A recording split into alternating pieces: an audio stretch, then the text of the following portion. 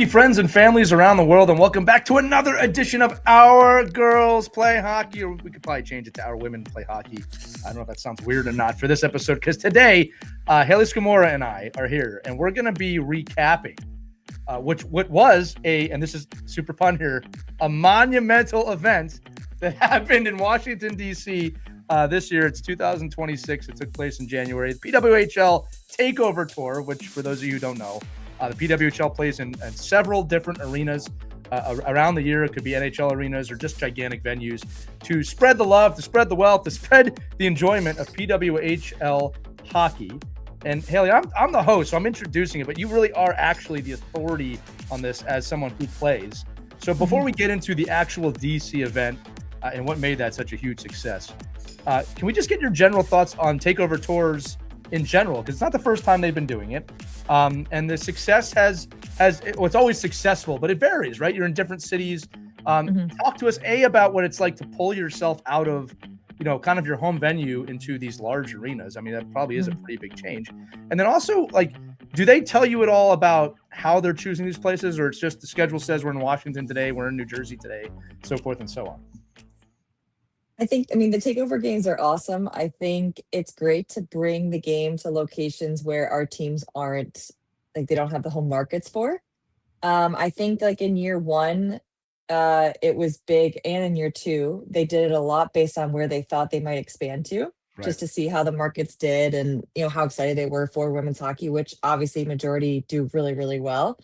And so that's been really cool to see. And I think, especially in a market like DC, where you maybe wouldn't think that they'd be into women's sports, but if you actually know the area, you know that they're huge fans of women's sports. And so it wasn't surprising to me, but it was incredible to see how much they beat the record by. And especially with not having a home fan base, it was just the players they wanted to see. That wasn't I felt like they were rooting for Montreal a little bit more, but overall, they just want to see women's hockey and they're excited to have a team there. So it was really fun and enjoyable. And I love the takeover games. They're a lot of fun, and it's nice to see different markets that don't have women's hockey to watch regularly. I love them too, because not only is it a celebration of women's hockey, but of hockey as well, right? And these takeover tours really are kind of a weekend or multi-day event. So we're actually going to kind of reverse engineer this one. The event ended with fans shouting, "We want a team," pretty darn loud. Again, we're going to go backwards in time. What did that even? I mean, you're never supposed to ask this question. What did that even feel like? I mean, first off, did you hear him yelling that? And then, is that empowering? I mean, even after the fact, right? I mean, it's kind of unprecedented, right? What does that feel like to you? I'm not gonna lie, I didn't notice it during the game. I noticed it in watching the broadcast afterwards, and I was like, that is incredible. But what I did feel during the game was their energy level was next level. Because sometimes you go to take over games and you can't really quite feel the energy because they're not really rooting one way or the other, or maybe they're a little quieter. That happens sometimes, but the DC fans were not quiet. They were very loud. They were very excited, and I know all the players, we all could feel it on the ice, and so it was a lot more fun to play with that kind of environment. Now, I imagine, too, you said you didn't hear it. Now, the reason you didn't hear it is because and I'm going to say it just like I saw it, there was a bit of a scrum at the end of the game, bit of a pile up, some penalties were handed out. I want to go two ways on this. One, because it was a scrum, that's what it was. But I don't know if it was the media or different people I can't believe that there was a scrum. Did you see the big fight at the end of the game? I'm like, it was a scrum. I mean, it wasn't anything big. Why don't we get the Hayley Scamurra, because you were right in the middle of it. Like the overview, of what it was just a scrum. But what's your feelings on that, Hayley? Because it did go a lot of different directions. Sometimes it's frustrating because I think it gets more attention because we're women fighting, and it's just what could have possibly happened? What provoked it? And I go, we're trying to score. They're trying to stop us from scoring. We got close to their goalie. They got mad about it. People are starting to push. And then you go in to protect teammates, and then one thing leads to another. It's a typical thing that happens in hockey. Yes, it got a little extended because it was the end of the game. Emotions were high. But it wasn't anything too crazy. I guess the craziest part was someone from their bench came off the bench. So she did get suspended for a while. You're not allowed to do that, everyone at home. Um, so that was like the biggest thing. And then she tackled someone from behind. So that's what I was like trying to yank her off. Like it did get a little crazy there, but overall it's like it's just typical what happens, end of the game and everyone's getting close to the goalie and they don't want you close to their goalie. So I think the big reveal here, I'm being sarcastic when I say this, Yeah. hockey's hockey. And Yeah. that, as you said perfectly, Haley, that scenario happens once a week in the NHL. It should not be a Yeah. shock that it happens in any hockey game, whether it's women's or not. Mhm. And what I loved about it is it just shows the passion that we already knew was there. Don't get me wrong. I'm not saying that we Mhm. needed that in order to see it, but it's hockey, right? And I think that the fan base responded like, "This is hockey. This we're watching hockey right now." It was a great game for in terms of just the overall atmosphere of the game. I know one team had to win and one team had to lose, but Yeah. it was exciting. You mentioned it earlier too. New U.S. attendance record was set: Mhm. 17,228 fans. That is a NHL capacity rink right there. Sold Mhm. out in Washington, D.C. on kind of a, not a random, it was an MLK weekend. Okay. Mhm. But I mean, that's just amazing. You said it before, you might not expect Washington, D.C. to come out for a game for that, but they absolutely will. I mean, Mhm.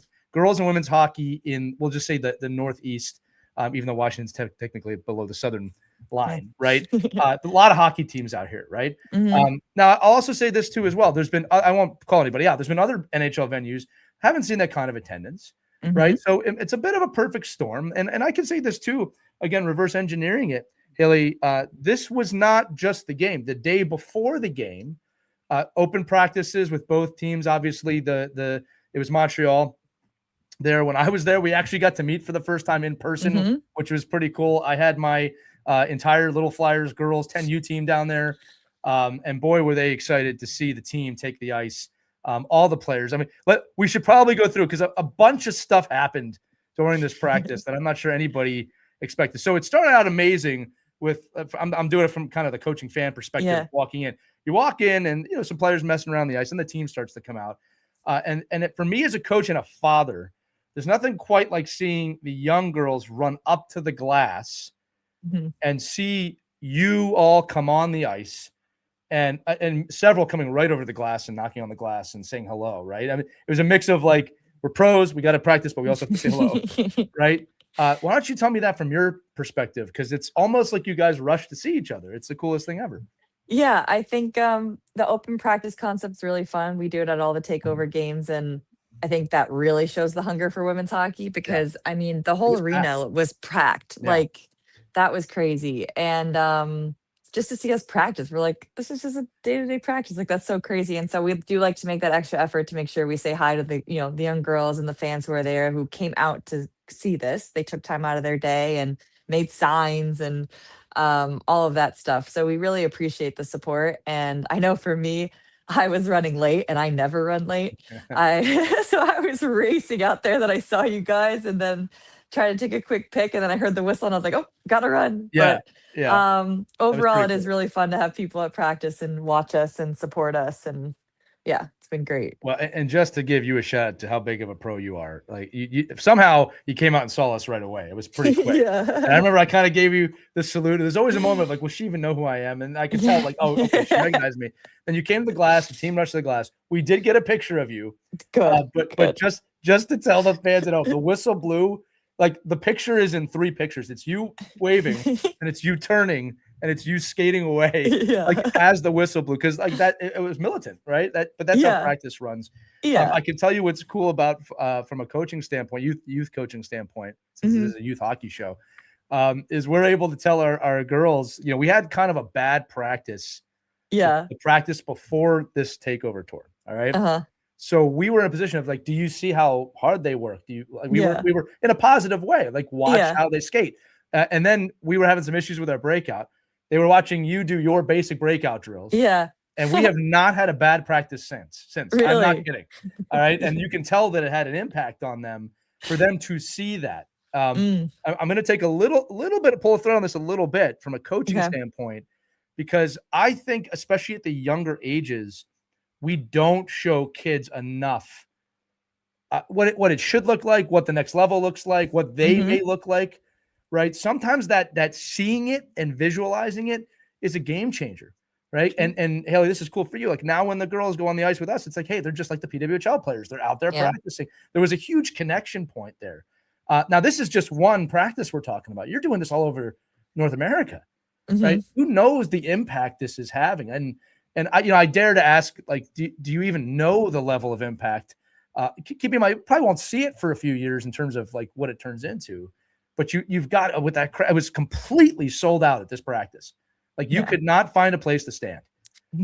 And then, sorry, I did ask a question. I'm excited, obviously, but you see all these girls. I know you mentioned a minute ago. Do you feel the impact, or is it just kind of fun right now? I feel the impact for sure, but it's always nice to kind of hear little stories like that and then how much it means to the girls just by saying hi, just by tapping the glass to them. Like it makes their day, it makes their season. And so to be able to have that kind of an impact just means the world to me. And it's something I take very seriously. I like to, mentor young athletes and things like that because I never had that. And so I'm very passionate about that. And it's always really nice and reassuring to hear like we are having that kind of impact just by showing up and being professional female athletes. So I know that during the practice, there's some things that happen you do know about, some things you probably don't know about. The big thing that I think caught everybody by surprise was about 20 minutes, maybe not even 20 minutes in, the whistle blew. And everybody went to the bench, and we're all kind of watching, thinking, actually, we were thinking, oh, maybe the coach is going to say something to them. And then we noticed Poulan got on the bench, and then out of nowhere, this guy, Alex Ovechkin, shows up, just standing on the bench. And we're all standing there like, that's Ovi over there. And, as dads, we're like, that's the greatest goal scorer in NHL history hanging out there. I again, from a fan perspective, we're watching. Obviously, there was some jersey trading. I'm going to shut up. You were right there. Just walk me through that situation. He is my favorite player, like, of all time. So I was freaking out. It was really nice to see him and Pierre-Luc Dubois were there as well. And just showing their support, and it really meant a lot. They were saying they were going to try to watch the game on their computers in the air because they were traveling like the next day. But yeah, it just means the world to us when the professional male athletes kind of like see us as equals and like come support us in that way. And then with the jersey swap, he asked Poulan for an autograph, right? Like little things like that just mean a lot. And it just kind of shows that they're humble and they respect us. And it goes a long way. Yeah, it's so huge for lots of different reasons. Again, we're talking about the greatest goal scorer in NHL history. Absolutely acknowledging the importance of this, that you are hockey players, that this is real. Again, I'm not saying it needed that. Yeah. It's just such a great thing to see. Yep. Right now, after that happened, you guys went back to practicing. Yeah, that was kind of crazy. No big deal. Just go back to practicing. Got to go focus. Now I'm sure you're aware of this after the fact, but now I start getting again. I'm in the stands area, and I get word. This is cool. Hey, Tkachuk's on the other side of the building. Right, the Florida Panthers are in town to play the Washington Capitals that night, and Matt Tkachuk is just on the other rink. Right, you can walk over there right now. Now, this is what's cool about that situation. Several of the dads did go over to kind of check that out. The crowd on the PWHL side did not get any smaller. Everybody stayed. I wanted to be there, right? So that was pretty cool. So now it's an interesting situation where there's two rinks. You've got, a lot of Team USA and Canada represented now on the ice. And people are still sticking around. Right. So you finish your practice, your goaltender goes over there, takes some shots from Tkachuk. That got all over the internet, which is pretty cool. Did you hear anything about that? Did you find out about after the fact? Oh, she told us all about it. Yeah. She, cause they actually offered like Abby Rock to go out there. She goes, I don't want to shoot with you guys. Like you guys you're good.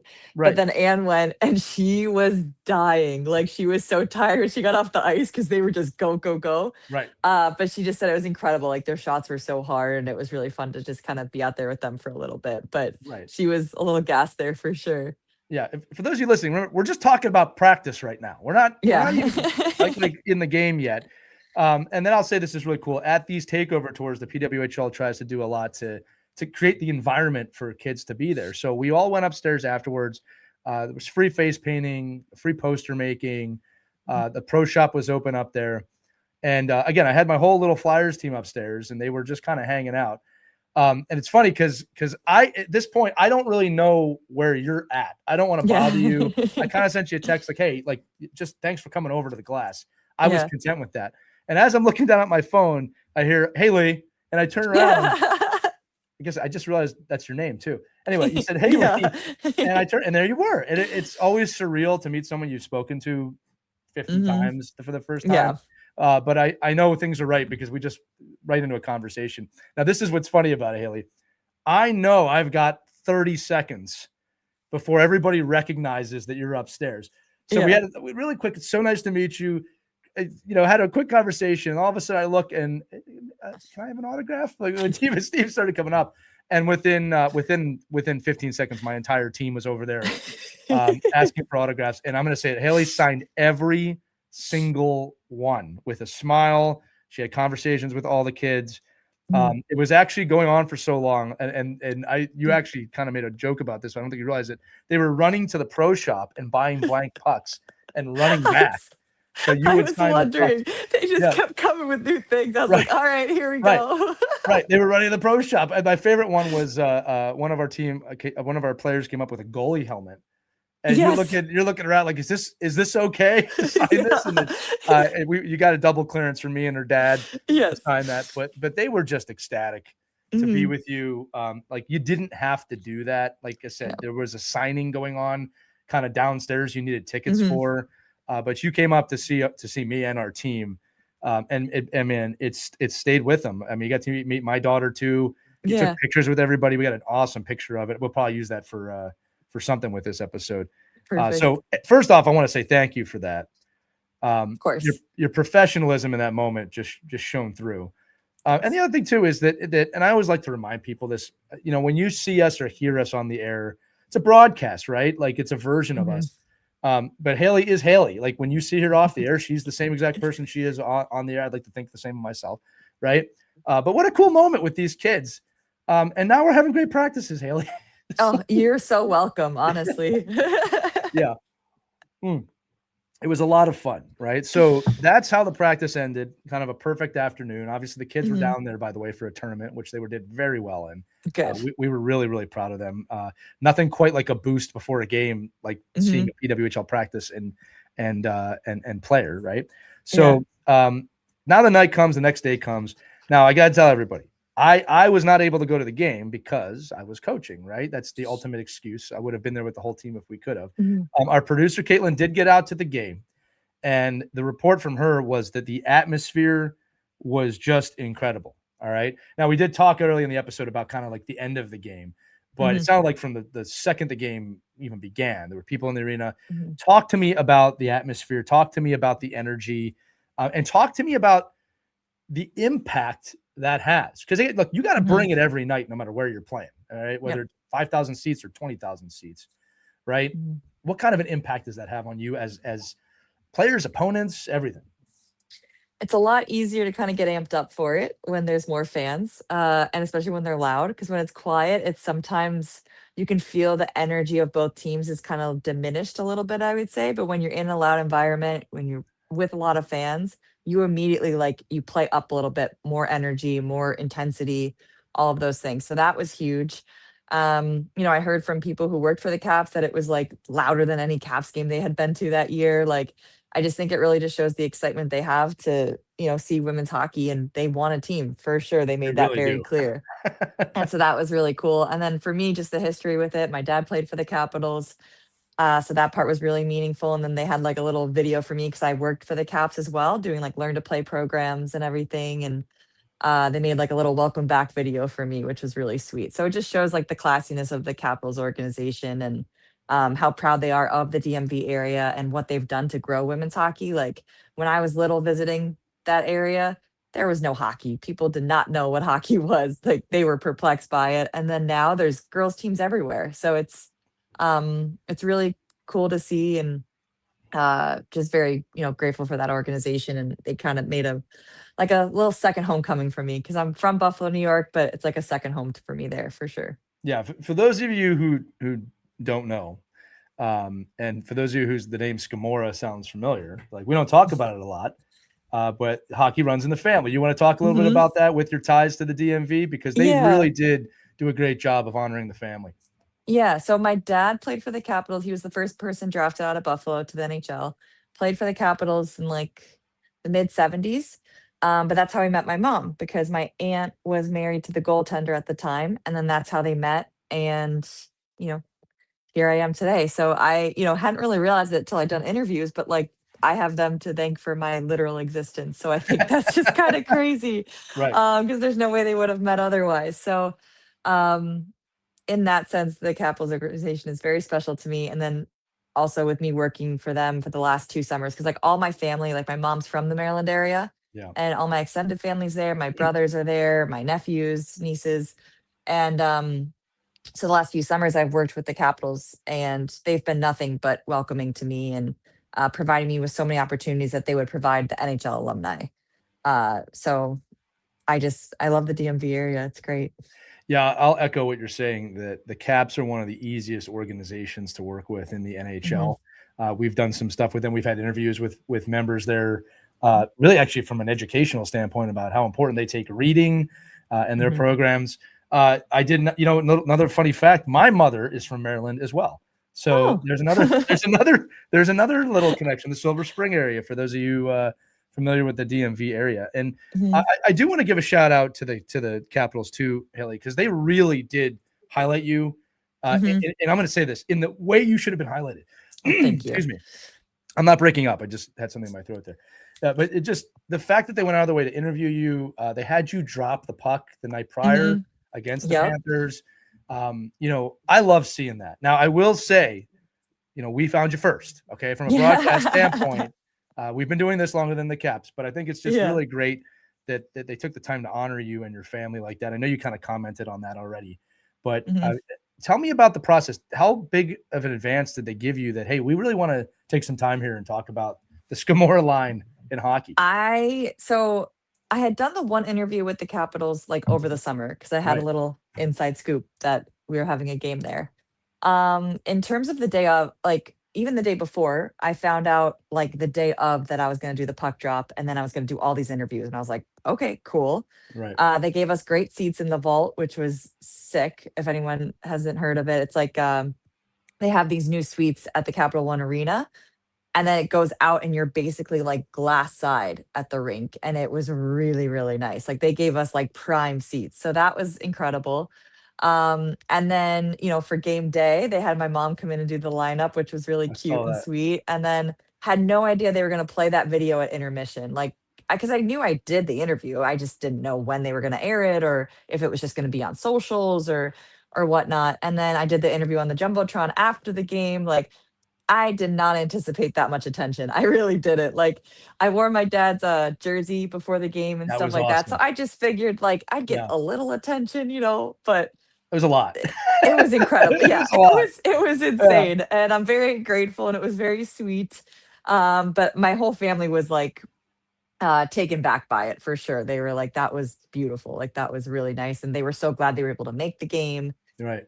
So yeah, thank you again, Capitals organization. You deserve all of it, Haley. Yeah, thank you. Again, we're kind of going. I told everybody we're going to kind of go backwards and all over the place here. Yeah. Let's talk about the puck drop real quick, because this is an interesting thing. So puck drops typically reserved for armed forces. I mean, there's a lot of different things. I'll give Mhm. a big shout out to the New York Siren, who had my team, the Puerto Rico women's national team, Mhm. drop the puck at the Takeover Tour game in New Jersey where the Devils play, which was a massive deal for our team, right? Mhm.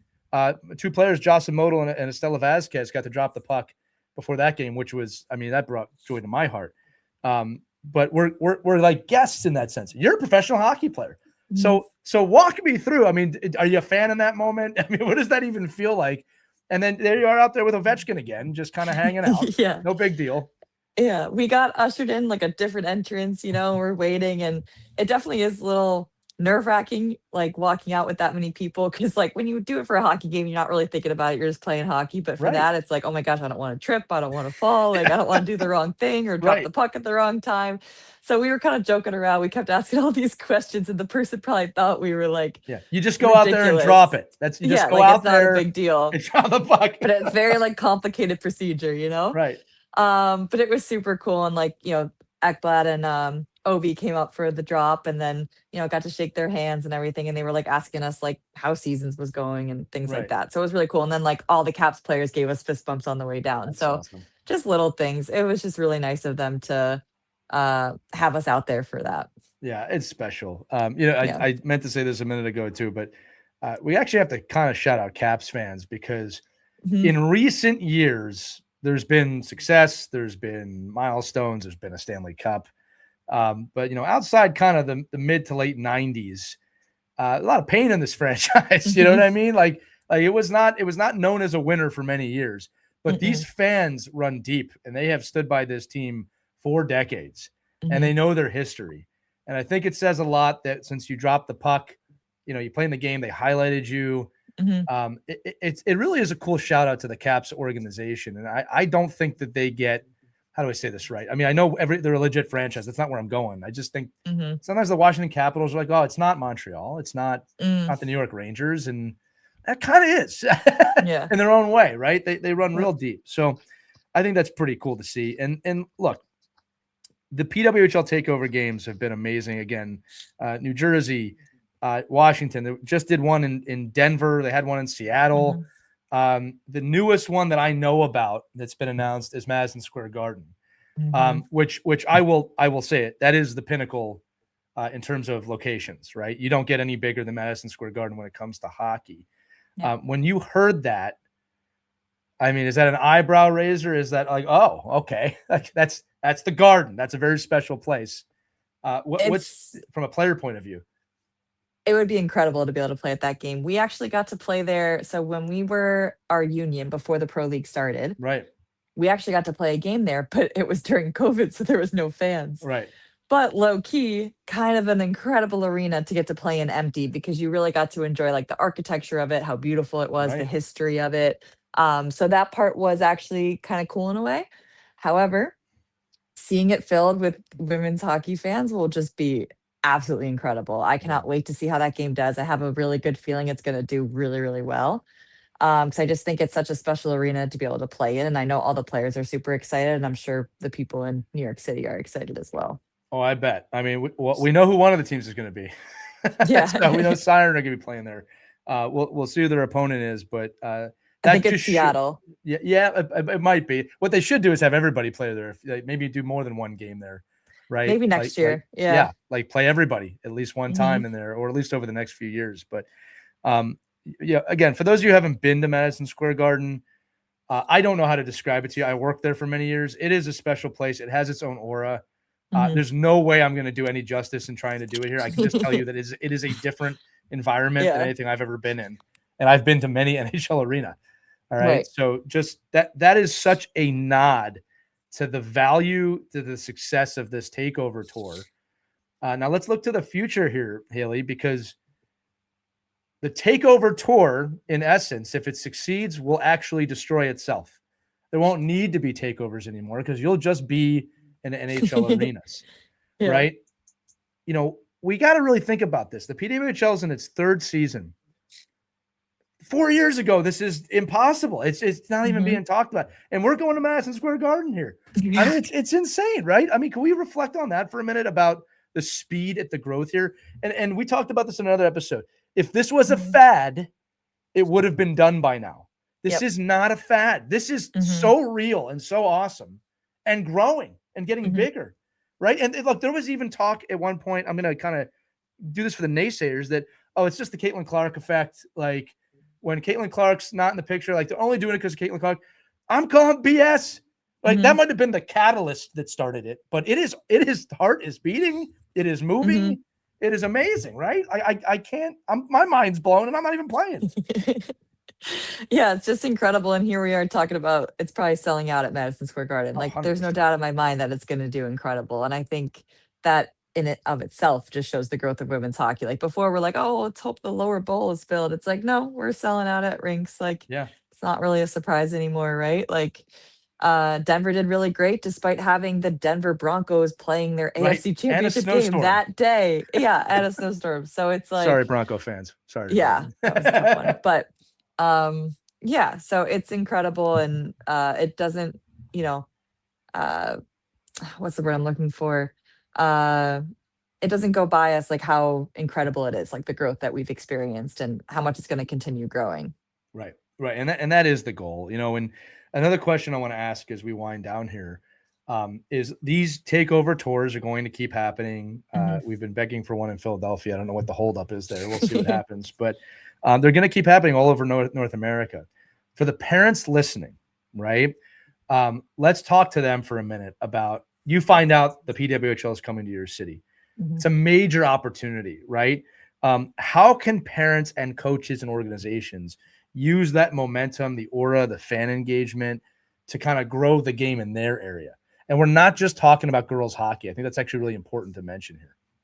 I think it's important, yeah, girls and boys hockey. I think taking full advantage of, like, we do community clinics like the day before the game. We have our open practices where you can see us like a little bit closer in person. Tickets to the game. I think it's so important for girls and boys to see women at that level so that there's that respect level where it's like men and women can all play professional hockey.